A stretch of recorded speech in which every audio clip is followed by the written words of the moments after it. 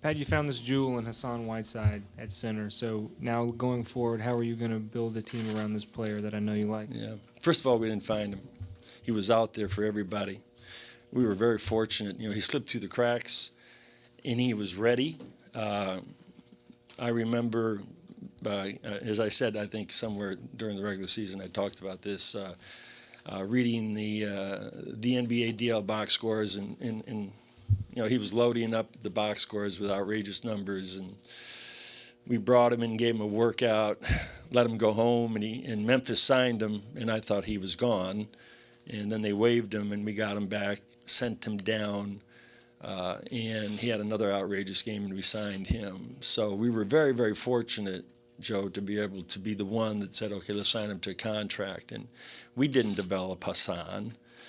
He just all of a sudden started to load up the box score, and everybody, had the blue book on him based on, who he was or what they thought he was, 3, 4, 5 years ago. And so we're very fortunate that he slipped through the cracks, and now he's under contract to us. And I don't think there's any doubt that Eric is going to, to really look at what he can do for this player besides just have him as a 7-foot pick and roll, lob, dunk, dish dunk, second shots dunk player. I think he could be a formidable presence and a formidable option in the offense. And he's already, talking about it and very excited about trying to implement, whatever he does in a pace game to not pass him by, 3 or 4 times. And so he also has to take the attitude of somebody like Alonzo Mourning,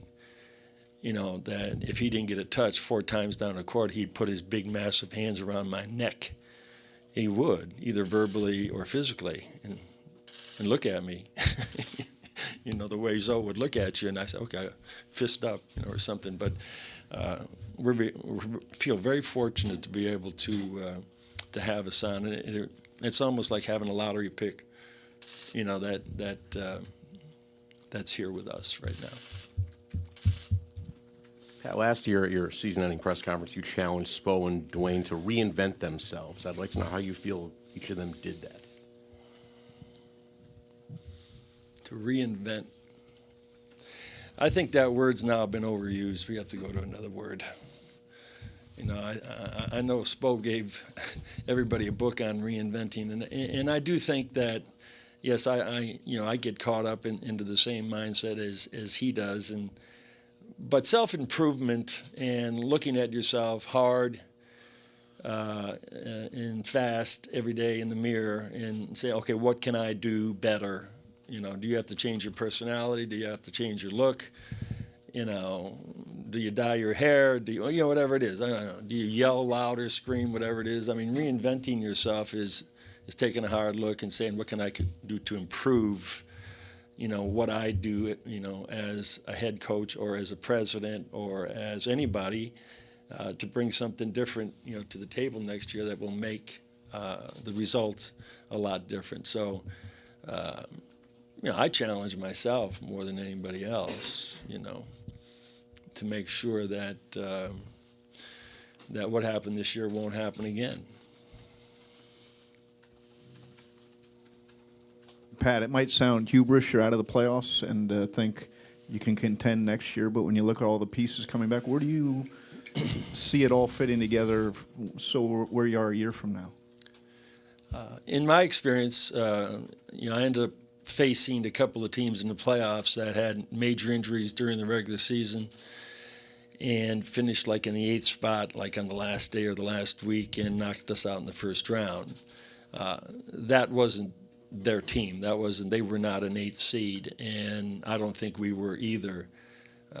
I think that's now, hopefully on May the 19th, that we don't have any more, buzzard's luck, along the way, is that we're not, the 30th worst team in this league if everybody, was standing strong. So, I look at us as being somebody that probably should have the 22nd or 21st or 23rd pick, and I will gladly next year send that to Philly, if that's possible. So, I would love to see standing strong, Lil Dang, Son Whiteside, Chris Bosh, Goran Dragic, Dwayne Wade, Mario Chalmers coming off the bench, with Josh McRoberts, Chris, healthy, UD, the 10th pick or whoever that might be, whatever that turns out to be, and some of our younger players. If you really want to take a look at what the draft produces every year, I think in the first round, Jabari, was it Parker from Milwaukee? Yeah, Parker from Milwaukee and Marcus Smart were on the only teams that really are in the playoffs. Not one other pick in the first round, or even second round picks, are on teams that were in the playoffs. Maybe they might be on the team, but they're not playing.